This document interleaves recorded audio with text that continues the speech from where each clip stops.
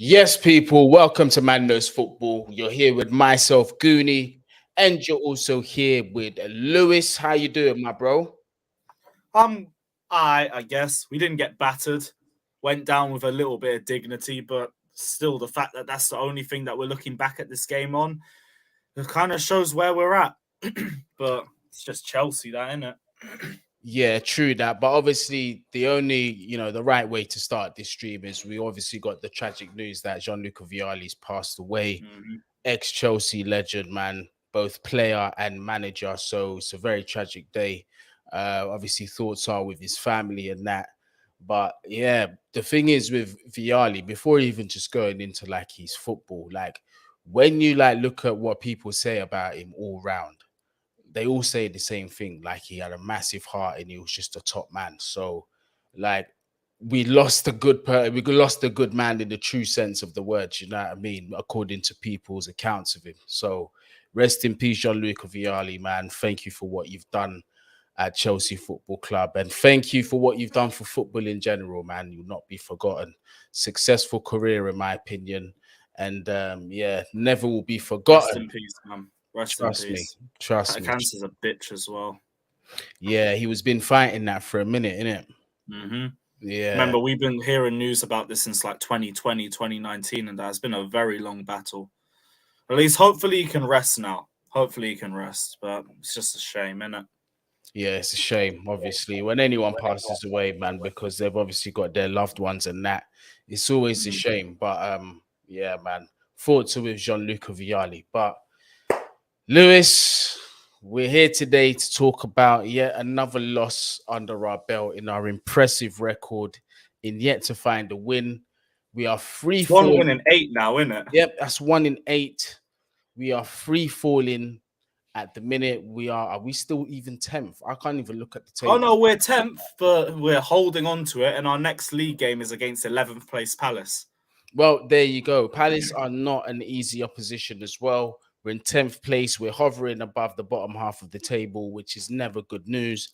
We need to start racking up wins and we need to start racking them up fast, obviously. But I just want to go back to yesterday's game. Obviously, you were there. I like to get the perspective of someone who was actually at the game because the view that you get is different from what we see on the TV. You get to see the pitch at all times at its fullest. Do you know what I mean? So let's get into that game because I personally felt yesterday that we didn't play too badly, to be honest with you, especially in the first half. There's reasons for that we'll get into. The changes Pep made in the second half, we'll get into that. But were you encouraged by what you saw from the first half? Yes and no. I just felt like we could maybe sneak a draw. I was starting to get a little bit of hope that we might leave it with something. I thought we defended very well. We defended very well in the first half, and Potter set us up nice as a unit. And you could see whenever the ball was going onto the wings, we had like 2, 3, 4 players just surrounding them. It was a very good press from us. And because of that, and because of how strong our midfield was in Kovacic and Zakaria, it meant we could transition really well because City play a really high line. And they've been caught out a couple times this season. And situations like that are more the reason why. If you can defend well against them, you can try and catch them out on a few different occasions. And we were doing that in the first half.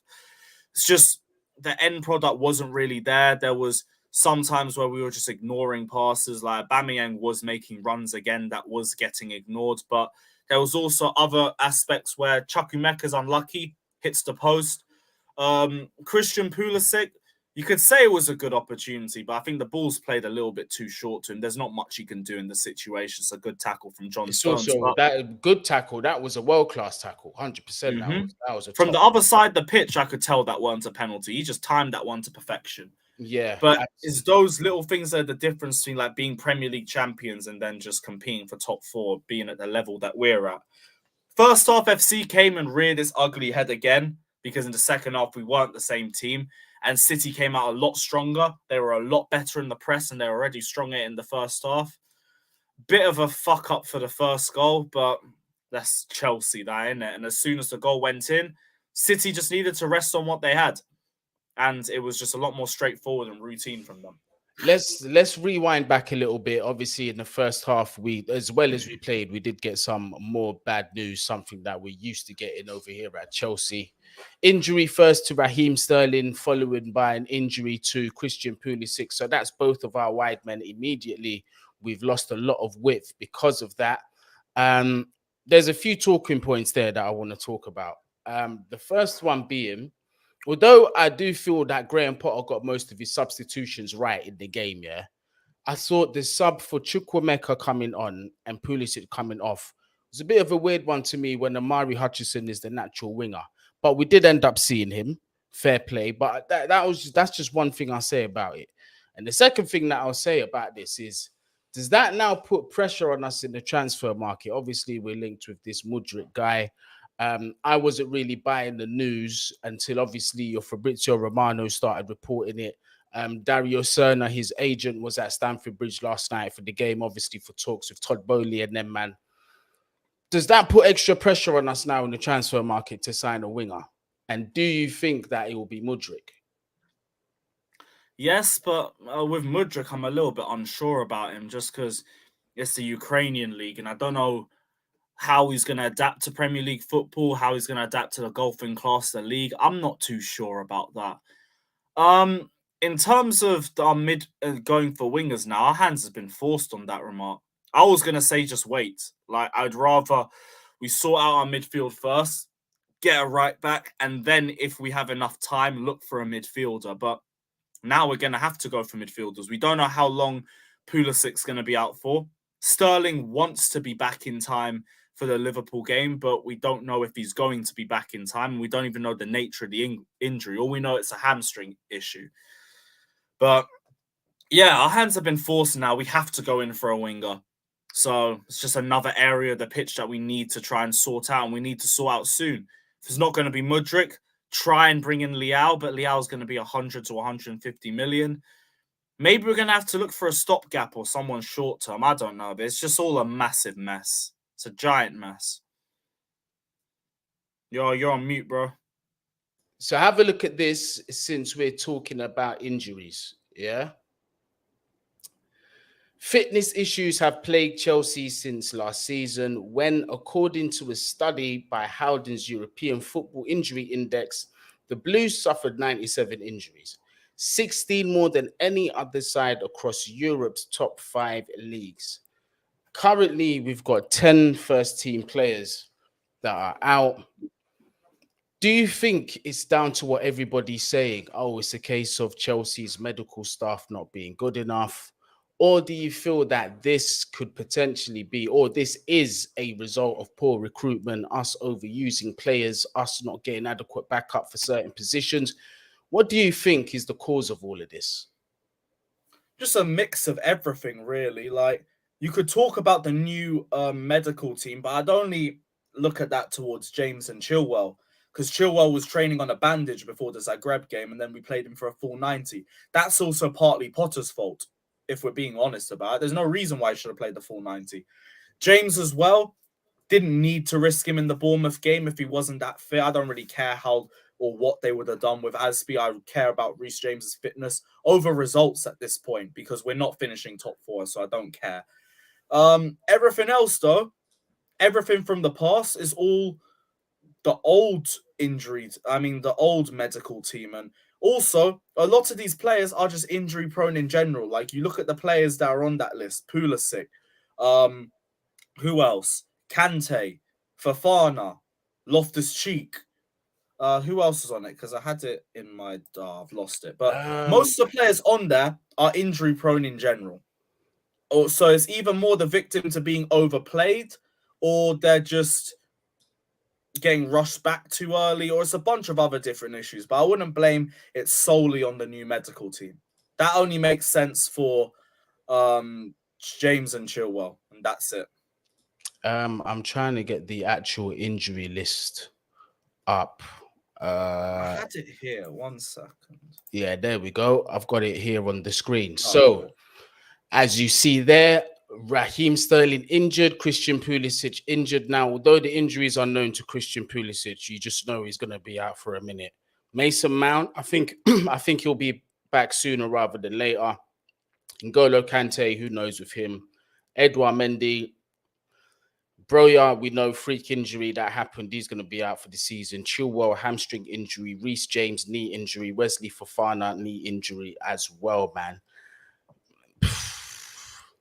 It's a lot. It's a lot to deal with as a manager as well. Mm-hmm.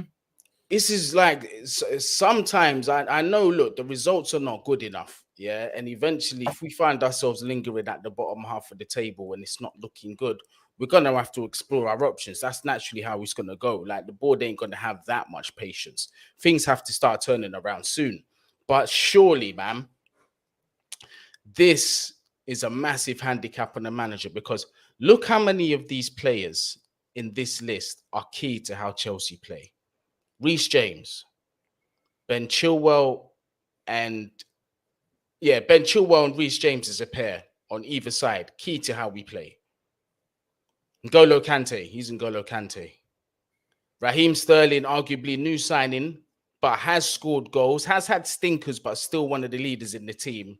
Premier League winner will know that several times. Mm-hmm. Mason Mount as well, arguable, depending on how you feel about him, a very important player of the team. Me personally, I think in big games, you shouldn't really be leaving Mason Mount out, but unfortunately, he was injured. But that's several massive names for us, for our first team, that we've missed out. So this is why we've got we can't be overly harsh on this manager, man. And I heard you say on your post match yesterday on, I think it was CFC Fan TV that you was on, that Graham Potter's not to blame. Do you really stand by that? Do you feel like this season he shouldn't be sacked? I think sacking him would be one of the dumbest moves this board could make, and I'd also lose a lot of faith in them. Because if you sack him before the season's done, I'm just going to ask why you sacked Tuchel. What's the point? It's pointless if you sack him and then you don't even give his replacement a full year to bring in transfers. That makes no sense to me. You can criticize Potter's game management. You can criticize his press conferences and everything like that. That's fine. I get that. Like, he is the least motivating guy I've ever heard in press conferences. I totally understand that. But in terms of where he's taking Chelsea, in terms of whether he should be our long-term manager or not, it's way too early to tell, especially when you have injuries like this. Like, that's a lot of first-team players are out. Pulisic, Sterling, those are our two best chance creators per 90. Yeah. N'Golo Kante, one of our best players. Reece James, one of our best players. Fofana, one of our best centre-backs. Everyone else is just kind of there or thereabouts. Ben Chilwell also, one of our best left-backs. We're in a very tough spot, and Potter has a lot of tough decisions he has to make as well, in terms of lineup, in terms of rotation. He's got to protect a lot of players too, because we can't have any more injuries at this point. Yeah. So right now, with the level of the squad, even when we're all fit, this ain't Potter's fault. Even with Tuchel, I didn't rate this squad. I've been saying that all season. So if Potter's here, I'm definitely not going to say anything with him, because Tuchel's a better manager than Potter. And Tuchel weren't going to get what we needed out of this team. Absolutely. And this is what I said at the beginning of the season, bruv. Like, any manager coming in is going to struggle with this squad, and I can't see him getting top four. Pep wouldn't make top four with this. This is what I'm trying to say. He would struggle. Yeah, I don't know if he'll be sitting in 10th, but it wouldn't be much better than this. I can guarantee you that 100%. So, look, the other solution that we've got is, obviously, we've got all these injuries, is turning to the youth. And now we saw several faces play yesterday. Chukwuemeka came on. Lewis Hall came on. Amari Hutchinson came on as well. And if you still want to count Conor Gallagher, I don't really count him. He's had a season with Crystal Palace and he was one of their key players. So he's leaning towards more one of the young seniors, I would say. But I want to talk about Lewis Hall in particular, because although I feel Cucurella yesterday, right, I think the criticism he got was harsh. That goal that was conceded, right, I think that was 100% Kepa's fault. He should have come out and claimed that 100%. And I think the fact that he didn't throw Cucurella off, otherwise his man would have never been in front of him. That's just what I feel anyway. But I think Kepa's most to blame, but I do think Asby and Cucurella take part of it. But I'm still mostly looking at Kepa though. Absolutely. Kepa, it was a simple claim and he didn't do it, man. But Lewis Hall, right? Because Cucurella's form has been up and down. Yeah. Do you feel that he's been knocking on the door to be, perhaps sitting Cucurella down for a couple of games? Because I'll say this, I know he's still young and there's a lot to learn. And remember, people, left back is not his natural position. But every time he's played, he's impressed. He's done well. I mean, except for in front of goal yesterday, he skied his opportunity. But then I don't expect his conversion rate to be up there with an attacker or a striker, because that's not his job. Do you know what I mean? But outside of that, do you feel like he's been knocking on the door to perhaps give Cucurella something to think about? Cucurella or potentially our midfielders, either or, personally. Good point. Because when we've played him, he's looked like our only creative outlet. Well, when we've started him. Off the bench, against Man City, he could have crawled into his shell, and I would have totally understood that given the nature of the opposition. But he was fearless. He was asking questions of the Man City defence. Very unlucky not to score. Bit of a poor finish, but I mean, we're at Chelsea and poor finishing is our bread and butter. I'm not going to get a 17-year-old for that. Yeah, that might grow into his game. But from what I saw from him, very impressed given the nature of the opposition. Like, it could have been a Hutchinson. And Hutchinson, I'm not getting at either. That's literally his first Premier League appearance. But he was one of those who went into his shell a little bit. And that's understandable. If Hall had that sort of performance, I wouldn't have been on him too. But his mentality and the way he stood out in that performance really, really set a tone with me and has to start the cup game as a result. 100%. They should have been starting anyway. No, 100%. And another thing that I've said with Lewis Hall is that even when he made his debut with Tuchel, one thing that struck with me immediately was the level of confidence that he had. Like, for someone so young, you can see that he's not fazed by the occasion at all. And he believes in his talent, that he's supposed to be on that pitch. And you can just see it by how he plays, man. And I respect it massively, which is why I feel with him, although he's so young, it's a huge exception to the rule. I think he's 18. I don't think he's 17. I think he's 18 now. But it's a huge exception to the rule with him. Him, I would trust. I'd be looking at to give an opportunity. But let's talk about the second half. Obviously, the first half finished 0-0, right? But I feel the key change for Manchester City was at the fullbacks. Obviously, Rico Lewis came on, and I felt like the wingers were able to pin us back and keep us in our half a lot more, which is what ended up happening. But the killer really was the substitution when Jack Grealish came on and Mahrez came on. At that point, although we weren't completely down and out, City were definitely putting the pressure on us. Though we were under their squeeze, to be completely honest with you. But even that aside, right, we still had opportunities to make differences in the game. Let's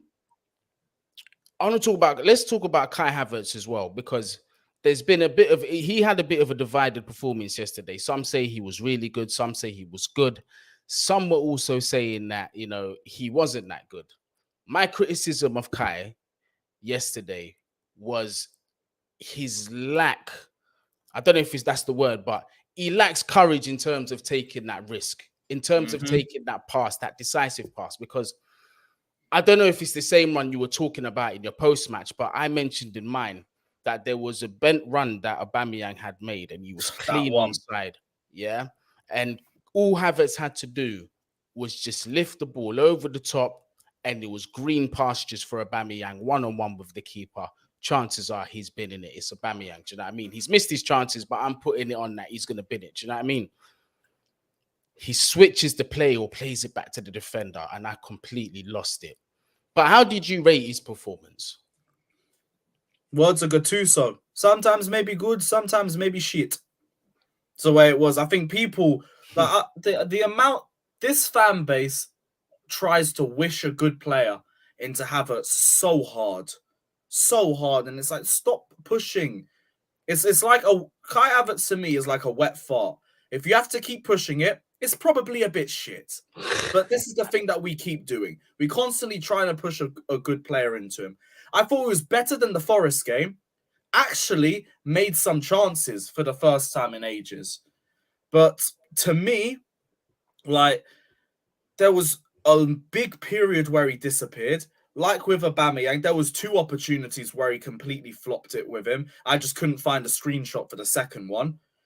But it's these sort of issues that are what separates us from drawing games and from winning games. Like, this is carbon copy of the Arsenal game, by the way, where Aubameyang's in a great position and Havertz has just And completely Havertz just ignored doesn't him. see him. And we haven't won the game because an early goal makes the difference. But we have Havertz who is passing the ball backwards and sideways half the time. But everyone's like, oh, he's setting the tempo of the game. He's controlling possession. What do we call it when Jorginho does it then?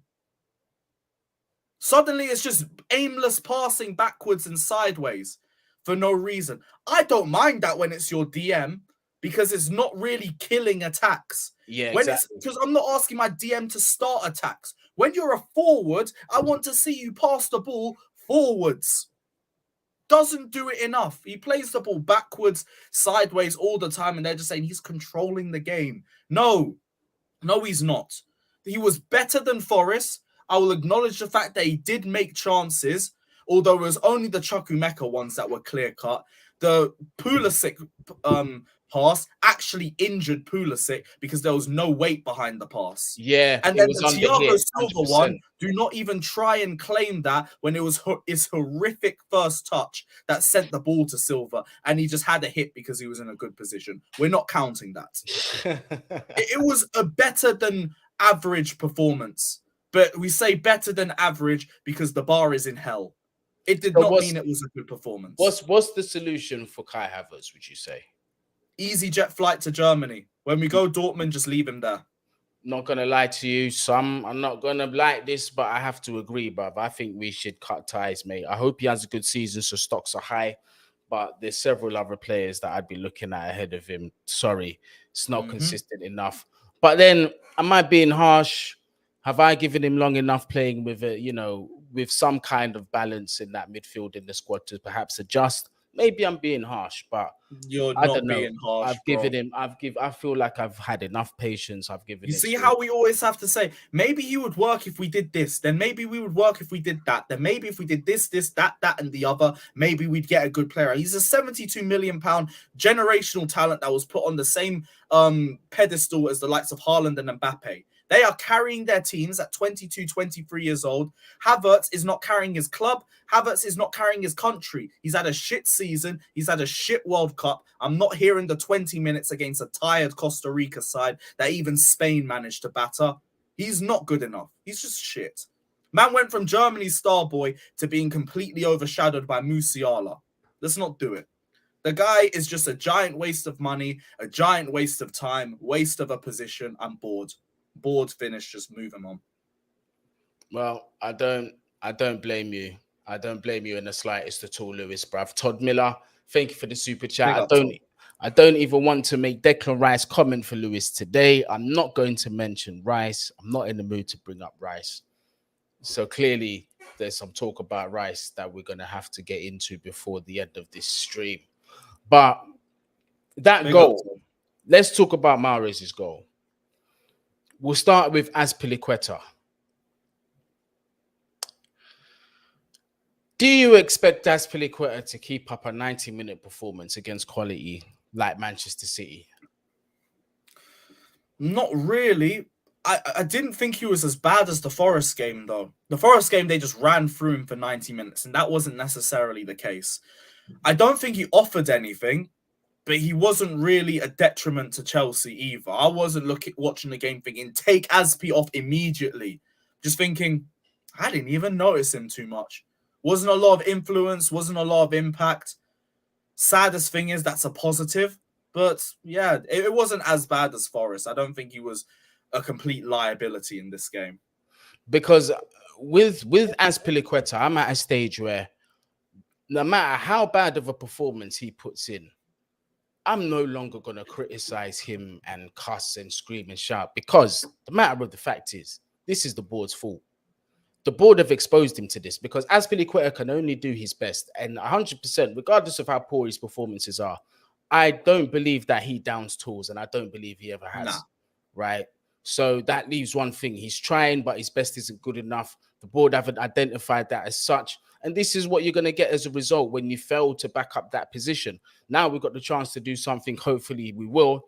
But obviously he got cooked in that goal. The pass from Jack Grealish, I mean, it was, yeah, it was good vision, but again, it should have been dealt with.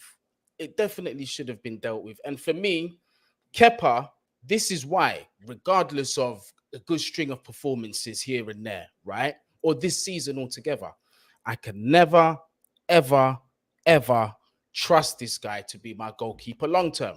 Because this isn't the first time it's happened. How many times have you seen Chelsea bust in the gut, right? To keep the score at bare minimum level. And then a lapse in concentration happens, Kepa attacks. See, I get that, but I think Kepa's done enough for me this season that I can't really get him too much for this one. It was a terrible move from him. He had zero anticipation for that ball, and he needed to make a decision a lot quicker. But I think he's been so good for us this season that I'm not really on his neck too much about it. Like, I understand the questions about him being a long-term goalkeeper. I'm sure there is better options that we could look for, but as of right now, Kepa's still been good enough for me to run with till the end of the season. I think his save percentage has been very good. He has saved us in a lot of games and never really made a mistake. Even before the goal, there was good stops from him, good distribution. He was commanding of his box. That used to be a very, very big issue with him. I see improvements in him. I don't know if it's enough for him to be our long-term keeper, but I'm not getting on too much for that one. It's annoying, but I've seen a lot worse from Kepa at a much higher consistency. Now, you see, if we're going to spend money, we've spoken about this player before. Obviously, Todd is out here flashing the cash, and there's actually rumors, and I had a feeling that this was going to happen, right? That we haven't actually given up the chase for Enzo Fernandez. But in the back of my mind, I'm thinking, Mendy's not looking to renew, and Chelsea don't want to give him his terms. He's going to be out of the door. That leaves Kepa and Bettinelli, both of which are nowhere near good enough to be number one or even number two, in my opinion, at Chelsea. Why don't you put money on the table now for Diogo Costa and say, listen, if you don't want to sell him in January, at least let us have a deal in place where we take him in January immediately. Transfer window opens, bam, he's our player. That makes sense. Don't you? Does that make sense to you, or do you think that's a little that don't really make sense? It would just take a lot of logistics to get that through because there's still Kepa's wages that you need to deal with. That's the biggest stumbling block. But Mendy's are out the door. That's what. But that's what I'm referring to. You've got one out, so you got to bring one in. I guess, but isn't Slanina still in there? But he's not going to start. There's no. That would be suicide. He's not going to start. But he'd be Kepa number one, Slanina number two, if that's the case. If that happens, we are shot to death, mate. I mean, like Mendy or Slanina as the number two, it can't really get worse. Mendy will be out. He's not going to stay because remember the thing is with Mendy as well. The reason why it's not going to be difficult to get rid of him is that he's not on a high contract at all. Mm-hmm. He'll get better than what he's getting. Gone. That's what I mean. So we still need to bring in a goalkeeper. Kepa for me is not it, bruv. Yeah, we make the bid for Diogo Costa, bruv. When you think about the players you want to make bids for, there's so much that you need to buy at Chelsea and so much you need to get rid of. It's absolutely. That's why to me, goalkeeper isn't really one of the top priorities for me right now. Because it's right back midfield, and now we have to look at wingers too. It's jarring. Like, I don't necessarily trust Mendy. I trust Kepa a bit, but it's only because he's managed to do enough for a long period of time. I still have this little feeling in the back of my head that Kepa's going to fuck up every now and then, but he just doesn't. But yeah, like as I say this, I don't have confidence in most of the squad, let alone the goalkeeper. So it don't even make that much of a difference. Let's try and brighten up the mood a little bit because we're just taking L's after L's after L's, and bruv, it gets tiring, man. It gets tiring, people. But I don't know. Some of you might be next as well. That'll be another L. Oh man, listen. I don't know. Let me try and remain optimistic for that game. But I want to because I'm making a long ass trip up there. But Even when we played decent at City in the last cup game, we still lost. So I don't know. Man. Like I was saying, yo, this Manny guy, you're very annoying. I'm just gonna block you. See you later. Oh, peace. You see my new thing, Lewis. Yeah, is I'm not even gonna get stressed about stuff. I'm just gonna address it. Just be like, yeah, see you later. Do you know what I mean? I'm the same. If I can't be asked to see your comments, there you go. In the bin you go. But Pice has retweeted Matt Law, and it's funny because Matt Law's been a little quiet, all things considered, over the past few months. Since I the know he was on takeover at holiday Chelsea. for a little bit, but You see, I didn't know that. So it says here Graham Potter is believed to have backed the bid for Enzo Fernandez, and Chelsea aren't ruling out making another bid this month. So you see, I even said in another video that, you know, although all that news is coming out with the 85 million bid, well, I'm going to ask you how you feel about that as well, by the way. I did feel like the saga's not over. I don't think it's over, because on top of that, right, the player's also not playing tonight, apparently, as it stands. We heard this last time and he made a cameo, but apparently they're saying that they're not going to play him. They want to protect the player because the fans know that he wanted to move to Chelsea and they don't want him booing him and, you know, risking his confidence going down the shitter. But it is what it is, bruv.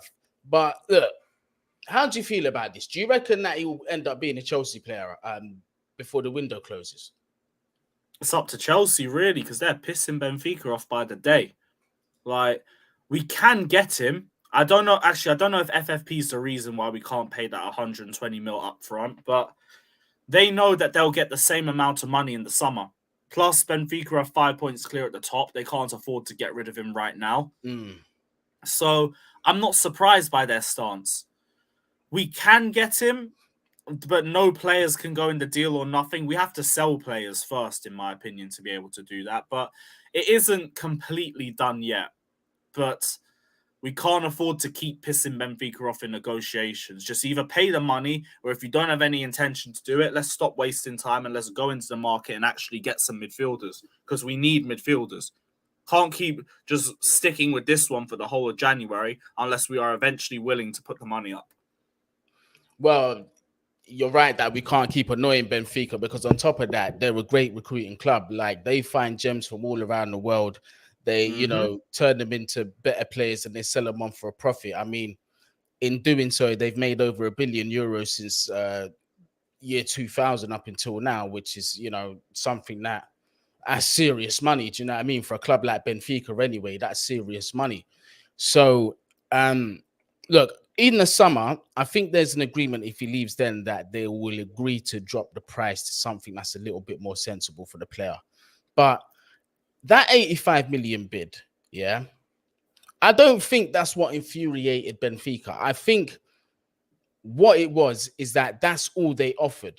If it had been 85 M's and then the rest to make up the 120 M, obviously the 35 M, spread out through payments, then I reckon they probably would have taken that. Because, look, by all accounts, what we heard was release clause.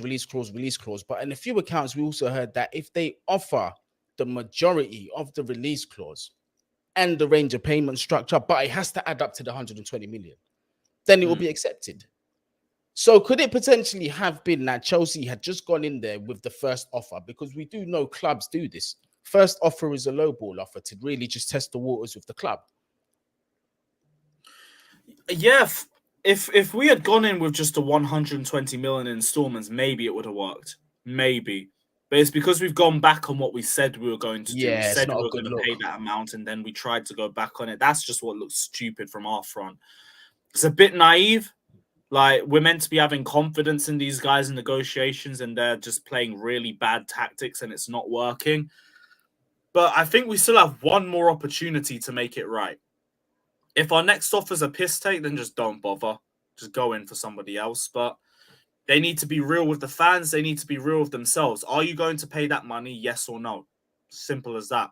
If you're not going to pay that money, let's stop just wasting time. I want midfielders in ASAP. I think, personally, what we could end up seeing is this.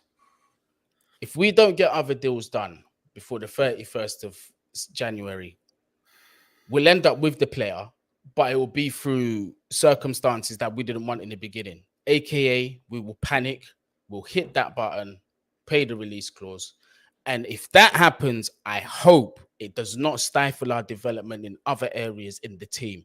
That's all I ask for. Enzo Fernandez as a player, I don't mind. His price tag doesn't bother me because it's not coming out of my pocket either. I just worry about the quality of the player because this price tag means nothing if he comes in and performs and does the business. No one's going to care about the price tag at the end of the day. So the player I want, but please make it sensible business so we can address other key areas. You know, the destroyer next to him or the CDM, whatever, the winger situation, the backup right back situation. Everywhere. They're everywhere, exactly. There's a lot to fix. But big up Chelsea SW6. Make sure if you ain't subscribed to the channel, make sure you subscribe to Chelsea SW6. Big up Tony. Tell me, lads, how long you prepared to allow it to go on the way it is? Do we really think Spurs without Conte is the same? Pep, City, Klopp, Liverpool, Ten Hag, United. Standards are dropping, boys. This is the thing, though, Tony, right? I've said from the beginning of the season, whether it's a Graham Potter or a top-level manager, with the squad as it stands, I don't believe much can be done with it. The same complaints had been made by several managers before that. Sarri had several complaints. Lampard had several complaints. Tuchel had several complaints. And I'm sure Potter has the same issue. Now, until that core problem is fixed, I have to play a level playing field here.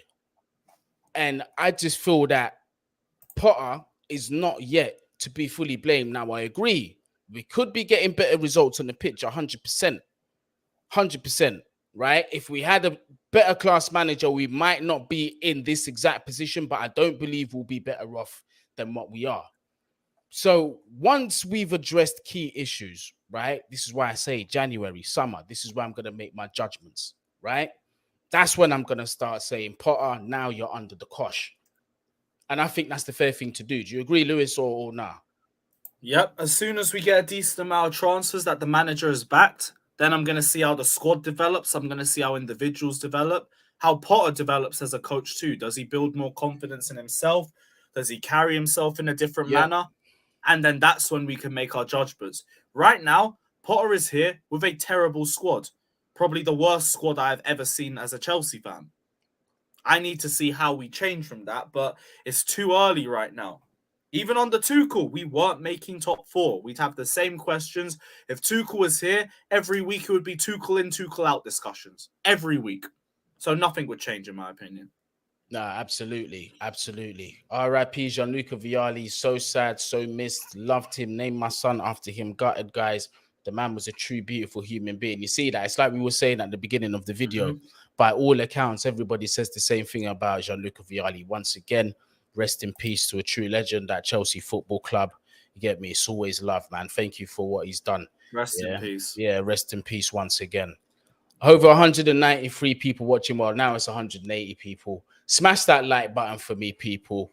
Yeah, if you're new to the platform, make sure you hit that subscribe button as well. Help us get up to 15K so we can start the road to 20K. Let's grow this channel.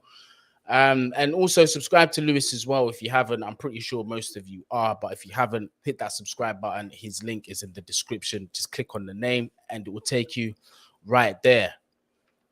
But yeah, look, I beg we sign.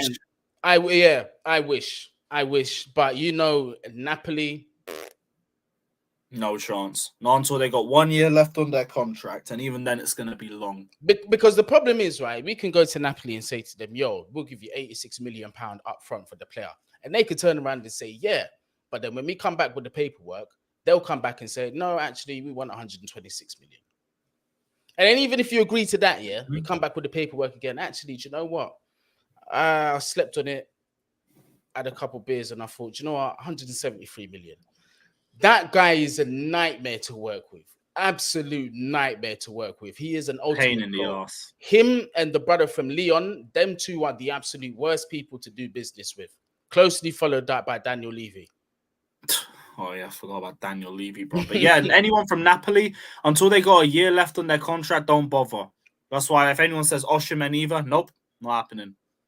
That Kim Min Jae guy, nope, not Not happening. happening, not at all. Not But happening. this for me would be my dream sign. I'd love for him to come to Chelsea. Like this quote unquote potential 88 million that we're going to spend on Mudryk.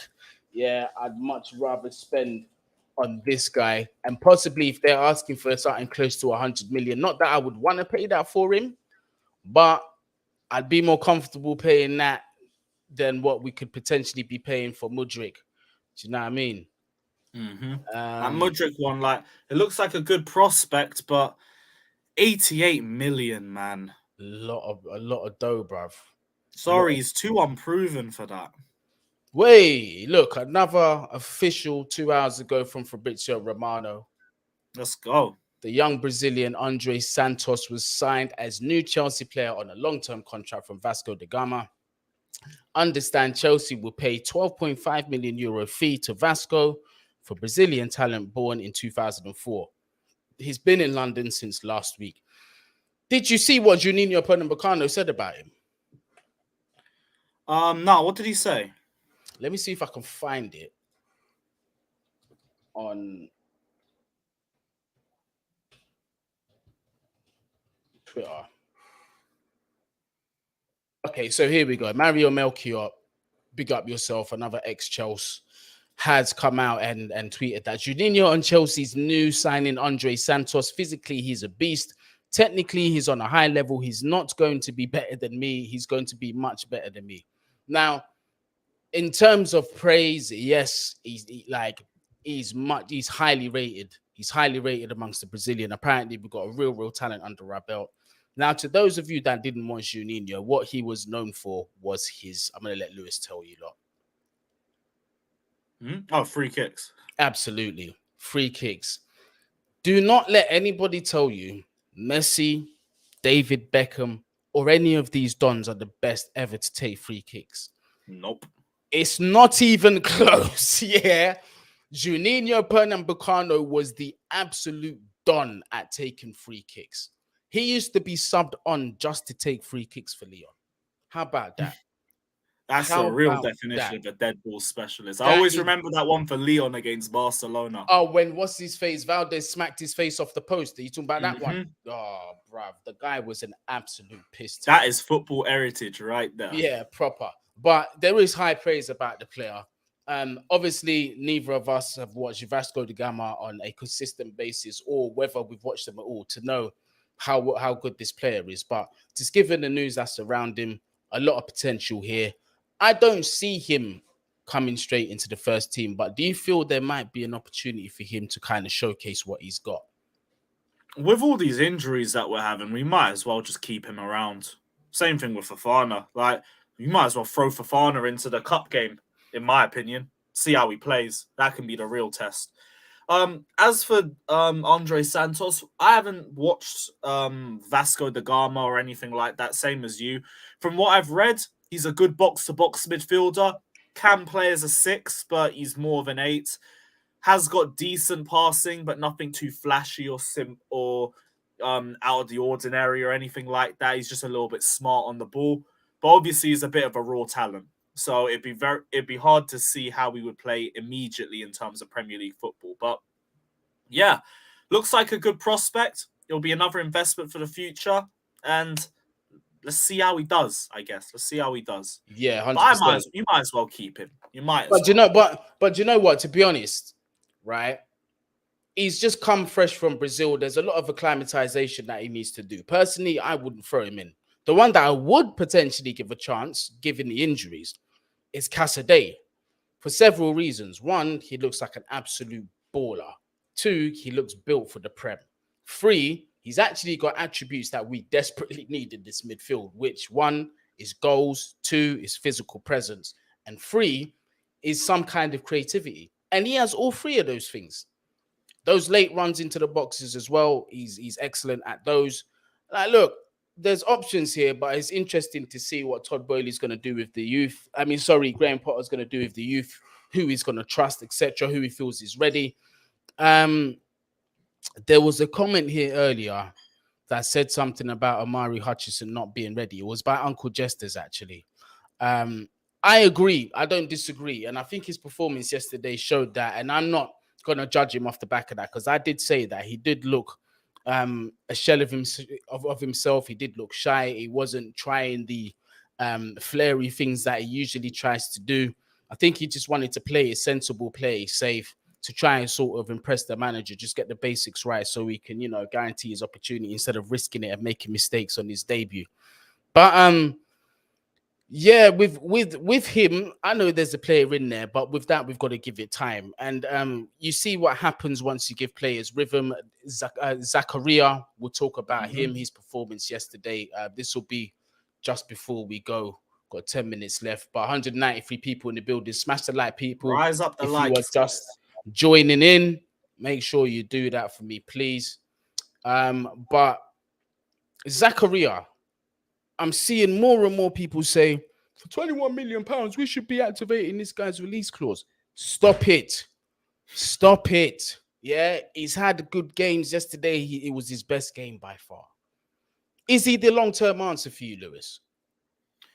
I'll give him more time to prove that, but it's like still a bit too small of a sample size to figure out. Plus, Man City is not really the best game to judge these players because they play such a high line. So if you're able to break through that, you suddenly have a lot more space to be able to deal with. I thought he was great against Zagreb, iffy against City in the Cup, very sloppy against Bournemouth and Forest, and then he just rose up again against City. It's nice, but it's not enough to fully make a judgment of him. But keep playing him and let's see how he plays. Does he grow in more confidence? Does he show more signs of inconsistency? We'll see. We'll see. But it's a good start. It's a good start from him. There's a picture of Mari Hutchison and that's our future Santos together. Our future of Chelsea Football Club. Yeah, exciting. Yeah, big up Amari as well. He didn't have the best of games coming off the bench, but that was his first ever Premier League. Yeah, I don't blame him at all. I'm not really gonna take that. I'm gonna take that with a pinch of salt, to tell you the truth. But Zakaria really just showed us like the presence that we needed in that midfield. This comp here, I hope it doesn't get me in no trouble though. Should I risk it? I wouldn't. See you later. There you go. We got it there. I snuck it in for you people. Hopefully, I don't get my video taken down for it. Hey, Bell Silver cussing out the home fans made me laugh, man. Oh, is this what the video is? Yeah, because she ain't even wrong. I was like, no way, we're getting roasted by the wags now. It's that deep. But I mean, we are quiet, so we deserve it. Bell's a proper character that I hear though. Like I hear she's a proper, but she's nice though. She has time for the fans. She's a proper. I'm not thinking this like, yo, what the fuck, man? It's more like fair enough. We deserve it. Speaking of that, we got that tweet from Simon Phillips. Thiago Silva's wife Belle rightfully called out a section of Chelsea fans for not singing at the City game last night. Don't come to Stamford Bridge if you're not singing. Yeah, I dared someone to turn around and tell her something, bruv. Yeah, you can't tell her nothing, bruv. Yeah, do you understand? Silva will send like a 60-yard pass straight for their head top if they try anything. Brother, I don't even think Silva needs to get involved. She looks like a tough cookie on her own, bruv. You get me? But yeah, man, look. We're about to end the stream. Look, the only thing I'm gonna ask you lot to do, 199 people in the building, at least get me to 100. That's 21 more likes. Not even 100. 21 more likes. That's all I got. In fact, you know what? I haven't liked it, so give me one. There you go. Lewis is even smashing that like button. And it's not even a thing where I'm trying to hold you, man, for ransom for likes and get all aggressive, brother. I'm just asking. Just smash that like button. It's free people. But we'll end it. I've got 8 people here. I'll walk off. I don't care if we don't get enough. get us to 100, man. Yeah, man. Get us up to 100 people. Yeah, man. You see that? Big up yourself, Kay. Yeah, and he's not even a Chelsea fan as well. Getting love from Liverpool fans as well. Big up yourself. Big up, bro. I look forward to the mid-off at Anfield in a few weeks. Oh, yeah, that's going to be an absolute snooze fest. You know what? Before we go, let me just give a few shout-outs to the people in the building. Mix the Mineral Medina, obviously part of the Minerals Army. Big up the Minerals Army as well. You get me? Regardless of whether Johnny's mad or not, we big them up all the time. You get me? Diego C. Palace, as always. Ariana, as always. My regulars. Gianni, big up yourself. Jacob, big up yourself. J Don, come on, big up yourself. Craig AFC 87, big up yourself. Let me go towards the most recent comments because I know you lot are still in here for sure. Mzizi, big up yourself as well. Arjun, big up yourself, commenting up the place. YB1, big up yourself. Eric, Saya, Pyramid Scheme. You get me? Everyone in the building, big up yourselves, man. The support is much, much liked. Get me? So what? Have we hit the 100 likes? Yeah. Are you able to check, Lewis? Let me have a quick Have we hit that 100 likes? 105. Let's go. Hey, people, love, people. I appreciate that. 100%. Outgoing transfers that need to happen. Loftus-Cheek, Aspi, Pulisic, Ziyech, Aubameyang, J5. People who need to be careful.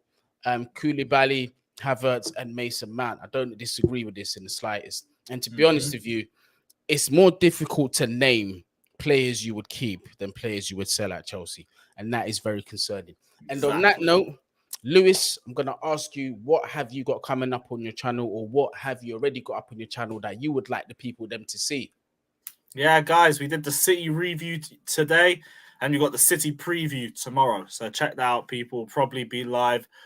I don't know. It depends on the fixtures. What games are on tomorrow?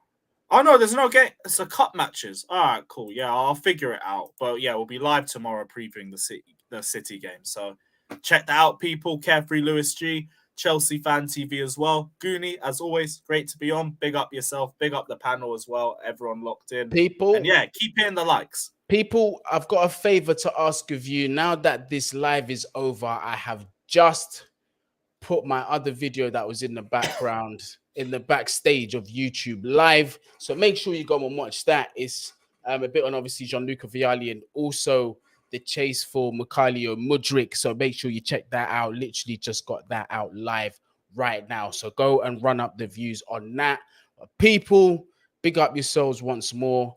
Love up the Chelsea as usual.